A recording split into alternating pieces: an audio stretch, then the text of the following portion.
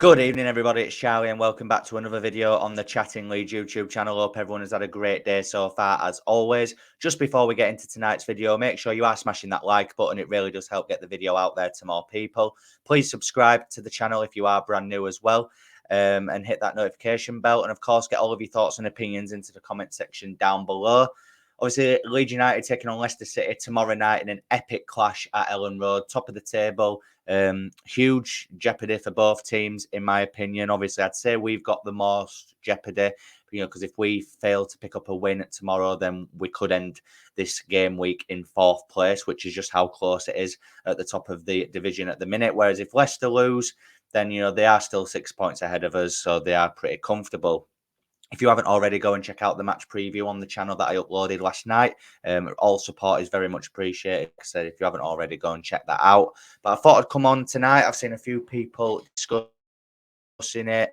I've seen some creators do videos on it. So I thought I'd just join in the trend, really, and just do my Leeds and Leicester City combined 11.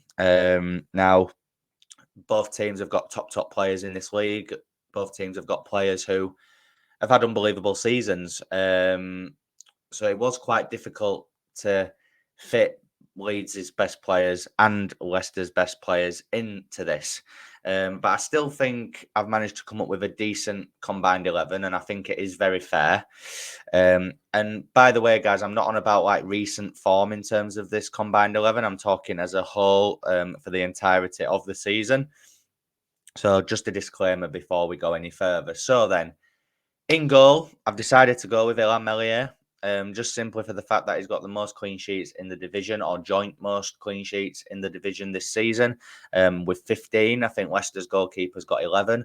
So Illan Meslier is quite a bit in front. You could argue that it's the defence in front of him that has been a lot better, especially since the turn of the year. But overall this season, he has provided the most clean sheets. So Illan Meslier is in goal for this. On the right side of the defence, I've chosen to go with Archie Gray at right back. I think Archie Gray is having an unbelievable season, at such a young age as well. I think the confidence that oozes off him at the minute, he's come up against some top wingers in this league and has been unfazed, really. Other than that Preston game away when he come up against Liam Miller.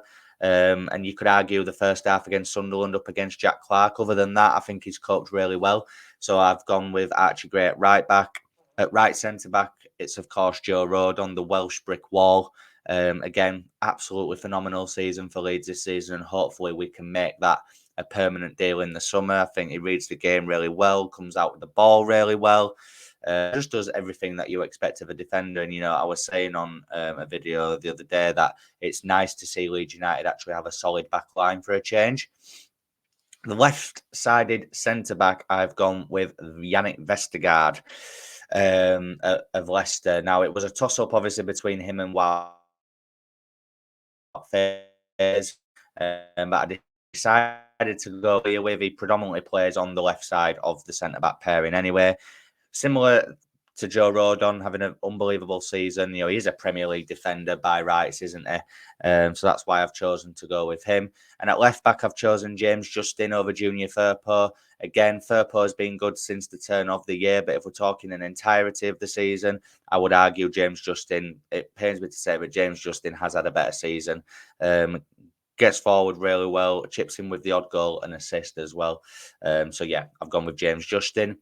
In the double pivot, we've gone for a 4-2-3-1, as both teams like to play that formation. I have gone with Ethan Ampadu from Leeds United. Now, I know Ampadu has been playing a lot at centre-back at the minute, but I had to fit Ethan Ampadu into this team because he's been an unreal signing for Leeds, and he predominantly does play in the double pivot. So that's why I've gone with Ethan Ampadu there. Like I say, reads the game really well, similar to Joe Rodon. Good range of passing, likes a tackle, gets stuck in, and seems like he really understands what it means to be Leeds. And next to him in the double pivot, I've gone with Harry Winks. There's a big debate. Well, there's been an ongoing debate all season on who's better out of Ampadu and Harry Winks. Of course, I will sit here and say Ethan Ampadu, and there'll be Leicester fans that say Harry Winks. Harry Winks has got a good pedigree, very, very good experience. Played in a Champions League final for Spurs. So it was obvious that he was going to take to this league very well, as it is a step down for him. He obviously saw the project at Leicester, where they're wanting to be and where they'll more likely be as well. I think he has had a decent season, maybe not as good as some Leicester fans make out, but I do think that Harry Winks is a top midfielder in this league, but not as good as Ethan Ampadu. Sorry, Foxes. Into the three in behind the striker then. So this is where it gets interesting. So of course I say on the left, on the right, either side, I've gone with Crescencio Somerville. 15 goals in the league this season, 8 or 9 assists, having an unbelievable season for Leeds. The output is crazy. Defenses look scared to come up against him. He's just oozing with confidence. Seems like a great guy to have in and around the dressing room as well. Good character. And yeah, I feel like I wax lyrical about Crescencio Somerville on a weekly basis, so you guys know that he just simply had to be in there. On the other side, on the other wing, we've gone with Mavididi from Leicester City. I think he's been a really good signing for them. Dribbles really well, quite a good, skillful player.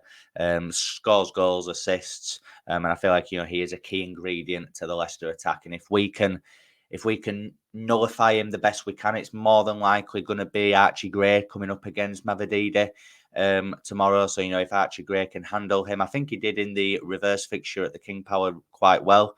So, if he can handle Mavididi tomorrow, then I think we'll be okay. But, if not, he will really cause us some problems. In the middle, I've gone with Kane and Dewsbury Hall as the number 10. I was going to drop him into the double pivot, but he is more of an attacking midfielder. Look, he's been so important for them. He's their highest goal scorer, their highest assister, I believe, highest XG, most shots on target. Everything that they do goes through Dewsbury Hall. So again, if we can nullify Dewsbury Hall tomorrow the best that we can, I feel like we'll be on to a winner. He's probably their most influential player, which is why in January, when there was talk of him potentially going to Brighton, all the Leicester fans were in meltdown. I do believe that if Dewsbury Hall had chosen to leave, that Leicester would be on a bit of a decline by now. I know they lost last week, and hopefully they lose again tomorrow night. But I feel like, if Dewsbury Hall can continue this form, then Leicester will still go up to the Premier League, regardless of what happens at Ellen Road tomorrow night. So yeah, Dewsbury Hall is my number 10.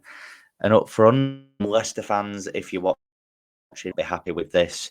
But if we're talking an entirety of the season, might not have the most goals in the league, but the amount of impact that he's had on our team, the assists, the flair, the goals that he's chipped in with as well.